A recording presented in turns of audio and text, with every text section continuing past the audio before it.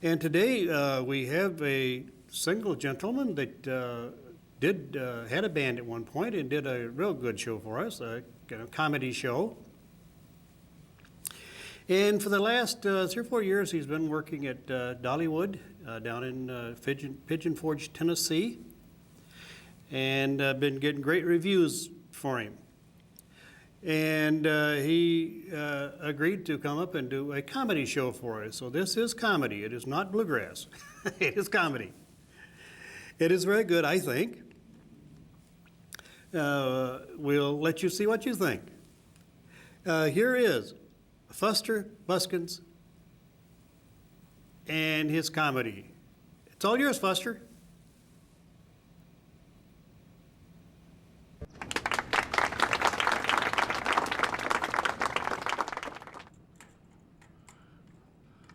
Oh, howdy. Well, hey, there's people out there. I like people. Without people, there wouldn't be anybody. I'm Fuster Buskins, and I'm what you call a mountain music singer. Now, mountain music is that kind of music what comes from the heart and out through the nose. And before I get to running and going here, I better tune up my banjo some a little bit. Banjo players, they spend 50% of their time tuning their banjos. The other 50% of their time they spend playing out of tune. Alrighty. I guess that's close enough for mountain music anyways. Now, you want to hear me pick on my banjo? You want to hear me pick on my banjo? All righty, I'll pick on it for you. Ready? Here I go. You ain't nothing but a banjo, and you're kind of ugly, too. All patched up and such. Just look like a big lollipop with strings on you or something like that. All righty, I picked on it. A lot of people, they do pick on the banjo, they do, yeah. You know what they say to me? They say, Fuster, you know what the difference is between the banjo and an onion? I say, no. They say, well, nobody cries when you cut up a banjo. You know what they say else to me? They say, you know what the difference is between the banjo and a trampoline? I say, no. They say, well, you take your shoes off when you jump up and down on a trampoline. You know what else they say? They say, Fuster, you know what the difference is between the banjo and a pizza? I say, no. They say, well, you can feed a family of 4 with the pizza. But anyway, what I'm going to do, I'm going to go ahead and sing a song. It's a love song. This here's a love song about my very first girlfriend. I wrote me a song about my very first girlfriend, and it goes like this. Well, she surely is a looker. She's everything I want. From the fleas in her hair to the gunny sack she wear to her missing teeth up front. So I took into chasing her, telling her them sweet talk lines. But in spite of my affection, she won't look in my direction, 'cause she's a first cousin of mine. Oh, kissing cousins, it's all it'll ever be. Kissing cousins, my own can reject me. Oh, she waddled like a possum. She looks something like a chimpanzee.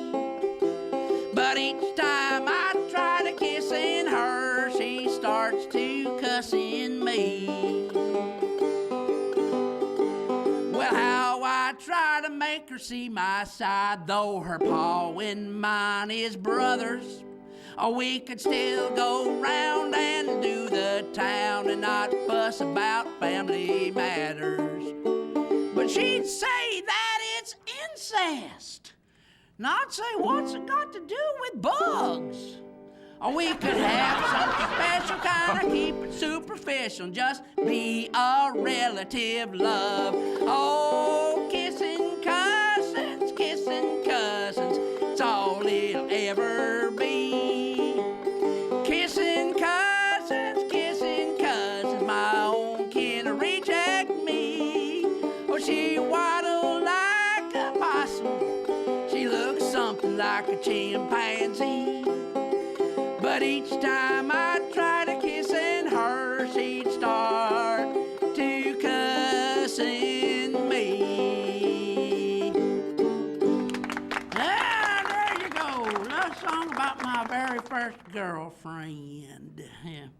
Well, like I said, I'm Fuster Buskins, a mountain music singer. Now, I don't know if you ever heard about me before or not. There's a film on me. I try to keep it dabbed off, though. That's just tonic running down from my hair.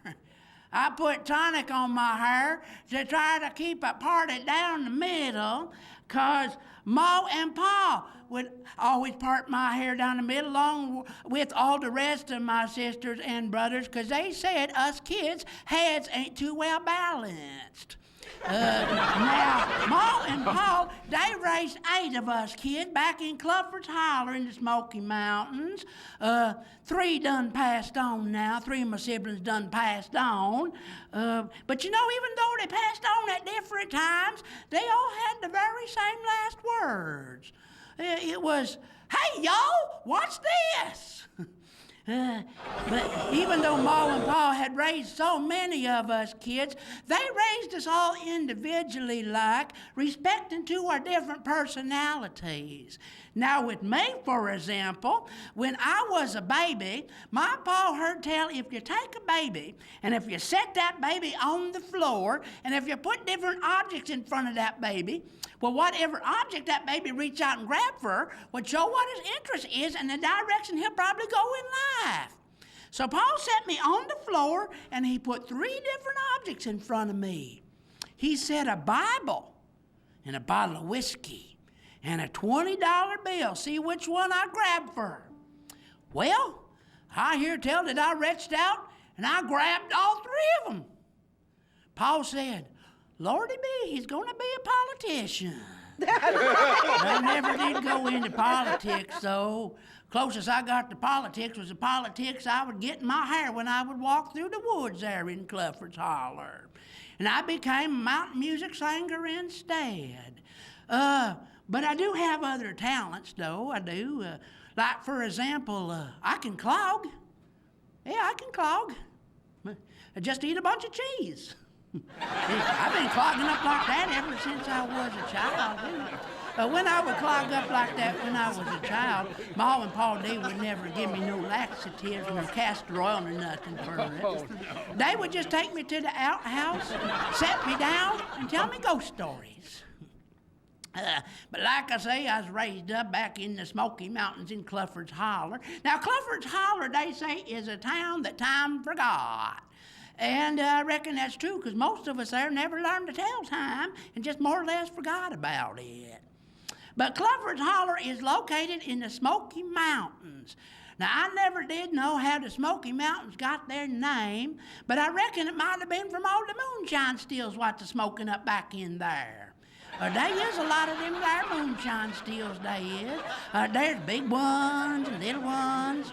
There's some that's not too well known of, and there's some that's pretty well known of, too. Like the best known one of that I know of was one being run by a feller named Griswold Clump. Now, Griswold, his moonshine still become so popular that folks would come all the way from Knoxville to get their moonshine from him.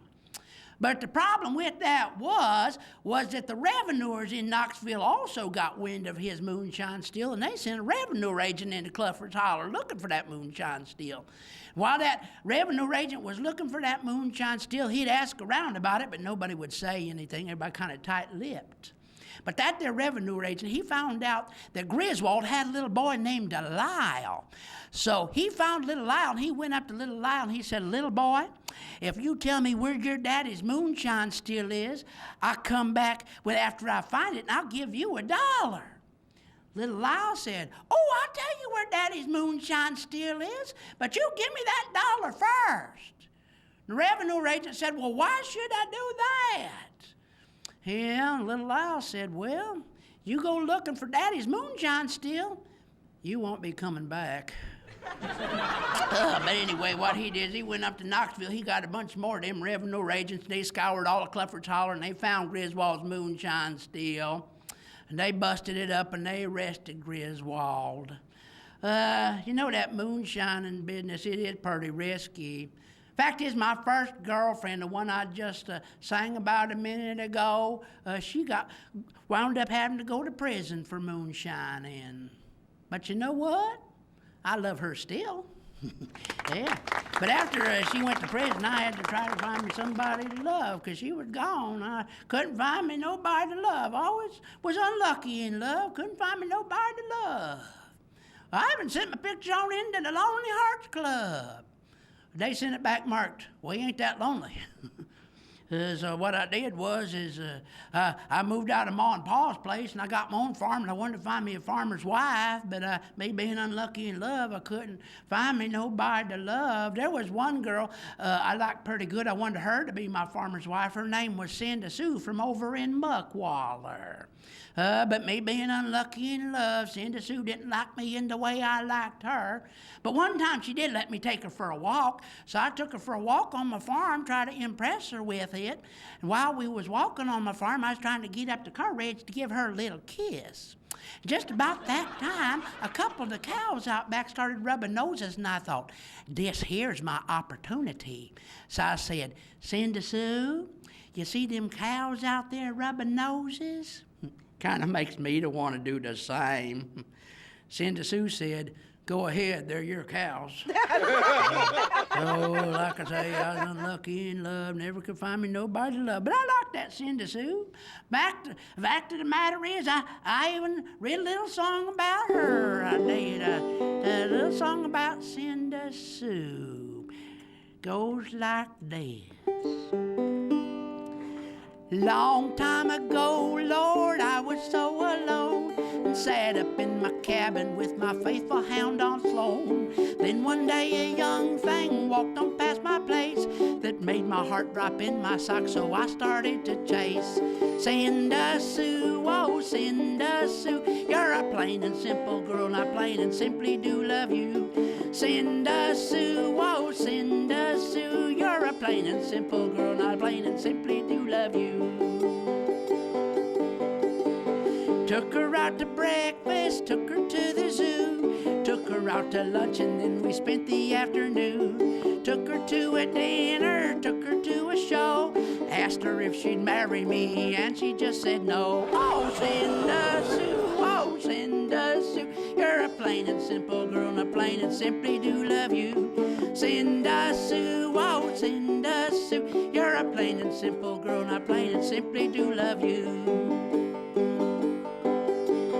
Kept up with my courting all the way to June. Popped the question once again, she said, "Well, I guess you'll do." Took her to a preacher, he pronounced us man and wife. Couldn't afford a wedding ring, so I gave her my pocket knife. Well, Cinda Sue, oh, Cinda Sue, you're a plain and simple girl, and I plain and simply do love you. Cinda Sue, oh, Cinda Sue, you're a plain and simple girl, and I plain and simply do love you. Took her to my cabin, showed her all around, showed her how to feed the chickens, slop the hogs, and milk the cows. Showed her how to cook and clean, to wash my shirts and pants. For too long she's up and gone, and I ain't seen her since. Well, Cinda Sue, oh, Cinda Sue, you're a plain and simple girl, and I plain and simply do love you. Cinda Sue, oh, Cinda Sue, you're a plain and simple girl, and I plain and simply do love you. That's my song about Cinda Sue. You know, When I was a young man growing up in Clufford's Holler, everybody had listened to the Grand Ole Opry on the radio box. But while I was still a youngin', there was a new kind of music what started coming out of a place called Memphis. Grand Ole Opry came out of Nashville, but there was this new kind of music started coming out of Memphis called the rockabilly.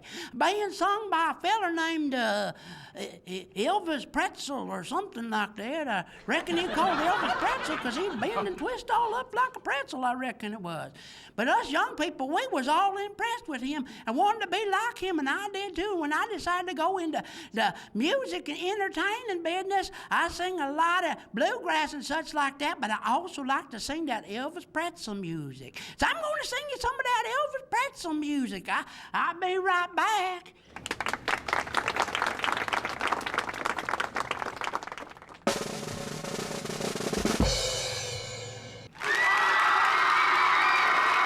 Thank you. Thank you very much. Thank you. Thank you very much.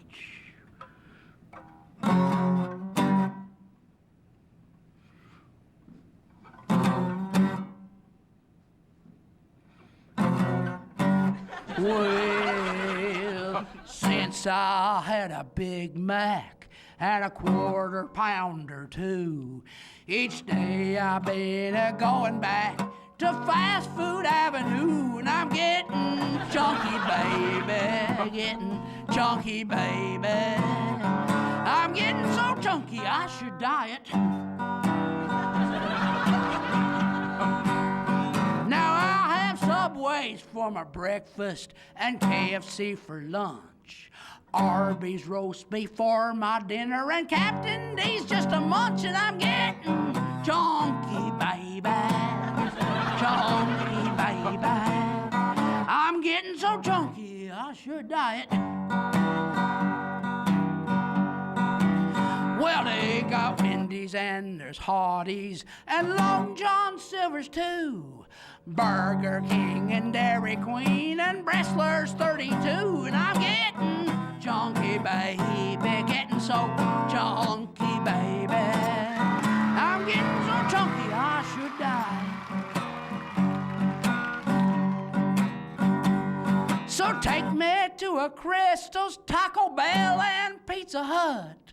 They used to call me Swivel Hips, now they call me Jiggle Gut. And I'm getting chunky, baby, getting chunky, baby. I'm getting so chunky I should diet. I'm getting so chunky I should diet. Thank you, thank you, thank you very much, thank you. Thank you. You know, I've been doing this for quite a few years now. I'm kind of coming into that mid-age, midlife. You know, midlife, that's a time when the broadness of your mind and the narrowness of your waist kind of changes places. I've got a little song about midlife. Well, my hair's a getting thinner, not too much. My midsection grows. My skin's a been wrinkling from my head down to my toes. My eyes are getting blurry. My hearing's going dead. My teeth are turning yellow and falling out of my head. But don't tell me it's something I gotta get used to. I ought to be young forever. Now I got them midlife blues. Well, my bones are getting stiffer, got bunions on my toes. Bushy hairs have been growing out my ears and out my nose. The girls that used to chase me had a date every week. Now I'm so fat and ugly, my own wife won't look at me. But don't tell me it's something I can't refuse. I ought to be young forever. Now I got them midlife blues. Well, it's midlife blues. I got them midlife blues. I got them midlife blues. I got them midlife blues. I thought I'd be young forever. Now I got the blues. Well, I ought to be young forever now. I got the midlife blues.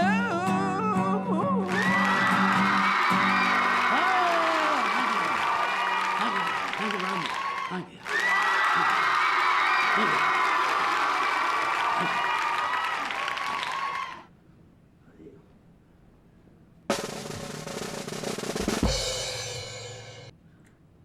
Well, I'd like to thank y'all for being with us today, and you know what?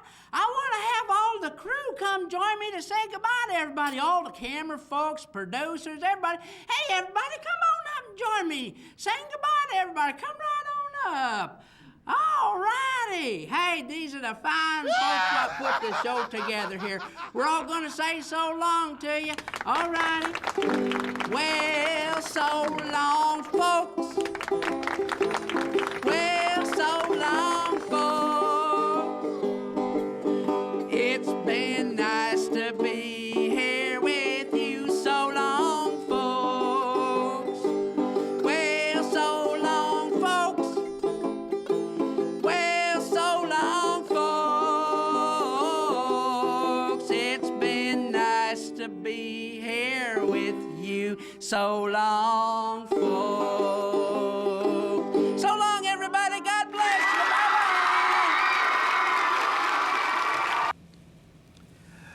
Yeah, it looks like the old clock on the wall has caught up with us, and it's time to pack up our gear and get out of here and let another fine program come on. We want to thank our underwriters, Harper Run Communication Arts, and the great Northern Bluegrass Music Hall and Getting Picky Music Store of Howard City, Michigan, for sponsoring us. And we want to thank our people behind the scenes, our sound engineer, our director, our floor people, camera people, and all the other people that's helped us, including Excess Vision here in Battle Creek. They've been a great help to us. Without them, we couldn't do it. Until next time, this is DJ Davenport wishing you and yours the very, very best, and be nice to each other. You couldn't be nice to nicer people. Thank you.